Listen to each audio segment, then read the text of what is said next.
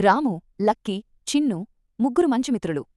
వేసవి సెలవులలో రోజంతా ఆటలు ఆడి హాస్యాలు చెప్పుకుంటూ గడిపేవాళ్లు. ఒకరోజు రాము ఇలా అన్నాడు. రోజూ ఇలా సమయాన్ని వృధా చేయడం ఎందుకు?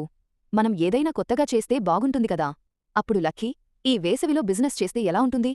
మనకి మనమే బాస్లం అని అన్నాడు.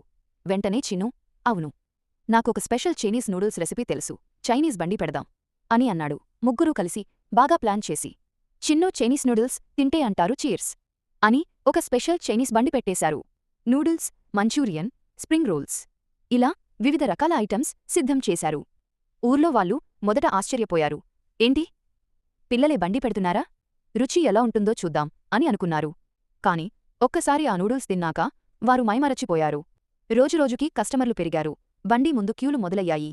చిన్ను వంట చేస్తాడు, రాము ఆర్డర్లు తీసుకుంటాడు, లక్కీ జోక్స్ చెబుతూ అందరికీ సర్వ్ చేస్తాడు. ఇలా ఒక వారం తిరిగి చూసేసరికి 1200 రూపాయలు లాభం వచ్చింది. ఊర్లో వారందరూ వీరిని మెచ్చుకున్నారు. దీంతో ఇదే మన వేసవి ఎంబీఏ అని లక్కీ ఆనందంగా అన్నాడు. రాము చిరునవ్వుతో, మన స్నేహం, సమయం, కష్టమే మన విజయానికి కారణం అని అన్నాడు. చిన్ను చివరగా, పని సరదాగా చేస్తే అది ఆటలా అనిపిస్తుంది, డబ్బూ వస్తుంది, ఆనందమూ వస్తుంది అని అంటాడు. ఆలోచనకి వయసు ఉండదు.